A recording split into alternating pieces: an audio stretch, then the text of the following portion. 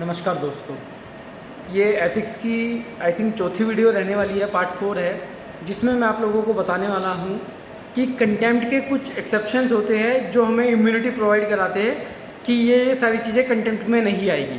भाई कंटेम्प्ट तो आप लोगों को मैंने बता दिया, सेक्शन 2A, 2B, 2C, इसकी पनिशमेंट सेक्शन 12 में है कंटेम्प्ट एक्ट 1971 के, जिसमें आपको देखो कंटेम्प्ट क्या होता है। क्या हमारे पास जुडिशरी ने अगर कुछ वर्डिक्ट दिया, कुछ ऑर्डर दिया, कोई डिक्री पास करी, क्या हम उसको लेके क्रिटिसाइज़ नहीं कर सकते? क्या उसको हम पब्लिश नहीं कर सकते? क्या उसके ऊपर हमारा जो आर्टिकल 19 है 1A freedom of speech and expression हमें कुछ पावर नहीं देता बोलने की? क्या हम अपने व्यूज़ को सामने नहीं ला सकते? ऐसी चीज़ें आपको क्या लगता है? अगर पूरी तरीके से आर्टिकल 19 को ख़त्म कर दिया जाए, रेस्ट्रिक्शंस लगा दी जाए कि कंटेम्प्ट के नाम पे, भाई जैसा आपने कोई ऑर्डर किया आप उसके ऊपर कुछ बोल ही नहीं सकते, उसको अगर अपील में लेके जा रहे हो तब भी भाई कंटेम्प्ट लग जाएगा, ये तो गलत होगा ना।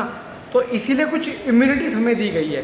वो इम्यूनिटीज़ मिलती है सेक्शन नंबर 3 से लेके 7 तक, 3, 4, 5, 6, 7 कंटेम्प्ट एक्ट 1971 के।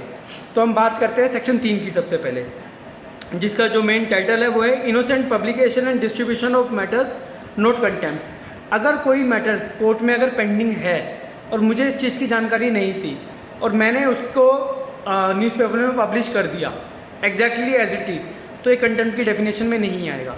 और जो न्यूज़पेपर वाले होते हैं अगर उसको सर्कुलेट कर देते हैं तब भी ये कंटेम्प्ट की डेफिनेशन में नहीं आएगा। और कोई ऐसा मैटर जो ऑलरेडी एडजुडिकेट हो चुका है, जिसके ऊपर फैसला आ चुका है, और मैं उसको अगर न्यूज़पेपर में ला रहा हूँ, पब्लिश कर रहा हूँ अपने वर्ड्स के द्वारा और अपने वर्बली कर रहा हूँ या थ्रू पब्लिकेशन कर रहा हूँ, तब भी ये कंटेम्प्ट की डेफिनेशन में नहीं आएगा। ये बात करता है सेक्शन 3 की। अब बात करते हैं सेक्शन 4 की।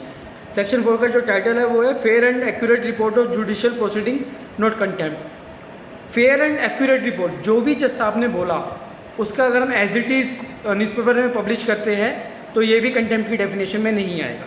अब बात करते हैं सेक्शन 5 की, fair criticism of judicial act not contempt, कि हमारे पास अंडर आर्टिकल 91A पूरी पावर है कि जुडिशरी के द्वारा जो भी ऑर्डर डिक्री प्रोनाउंस किया गया है उसका हम फेयर क्रिटिसिज्म कर सकते हैं, उसके ऊपर अपनी ओपिनियन रख सकते हैं। बट ध्यान रहे अपने शब्दों का जो इस्तेमाल है वो हमें बहुत सोच समझ के करना पड़ता है, क्योंकि एक थिन लाइन डिफरेंस है कि ये कंटेम्प्ट है या नहीं है।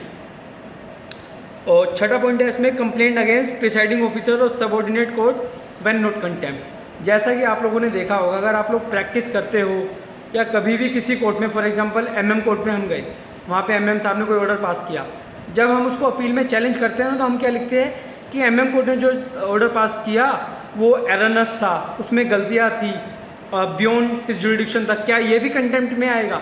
नहीं, ऐसा नहीं होगा।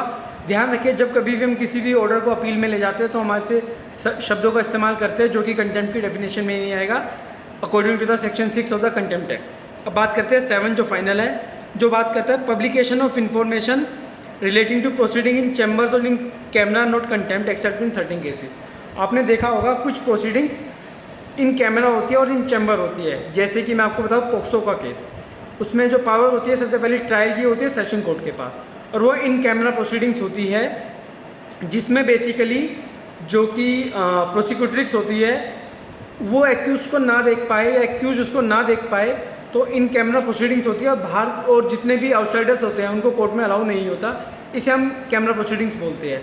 कभी कभी कैमरा प्रोसीडिंग्स में जज साहब के द्वारा परमिशन दी जाती है कि आप इस चीज़ को पब्लिश कर दो, क्योंकि ये प्रोसिक्यूट्रिक्स के या एक्यूज के फेवर की बात है, इससे कोई हमारे जस्टिस सिस्टम पे अगेंस्ट में कुछ नहीं जाएगा।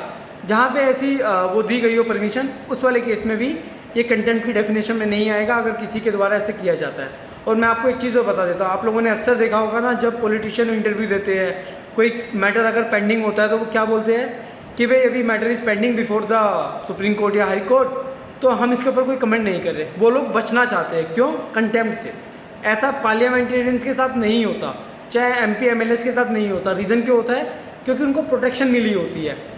हम बात करते हैं शायद आर्टिकल 191 होगा, आप चेक कर सकते हो, क्रॉस चेक, जिसमें बात करते हैं ना प्रिविलेज है उनके पास। जब एक पार्लियामेंट में कोई भी सेशन चल रहा होता है, हम देखते हैं एक MP दूसरे MP को किसी भी तरीके से बोल रहा होता है, कोई भी शब्दों का इस्तेमाल करता है, बट उनके ऊपर कोई कार्रवाई नहीं होती। क्यों? जब तक वो सेशन में बैठे हैं उनके पास पूरी पावर है, वो ऐसे शब्दों का इस्तेमाल कर सकते हैं क्योंकि उनको प्रिविलेज मिली हुई है। बट जब वो सेशन में नहीं है तब उनके शब्दों को उनको सोच समझ के इस्तेमाल करना पड़ता है। ये था हमारे सेक्शन 3 से लेकर सेक्शन 7 तक जो कुछ हमें इम्यूनिटीज़ देते हैं, एक्सेप्शन प्रोवाइड कराते हैं कि अगर हम इस सर्कल में, इस ब्रैकेट में फोल्ड करते हैं तो हम कंटेम्प्ट के दायरे में नहीं आते और हमें सज़ा नहीं दी जा सकती अंडर सेक्शन 12 कंटेम्प्ट एक्ट। उम्मीद करता हूँ कि आप लोगों को वीडियो समझ आई होगी। इसमें से भी आपको एक 10 से 20 नंबर का क्वेश्चन एग्जाम में आने की उम्मीद है। मिलते हैं नेक्स्ट वीडियो में। धन्यवाद।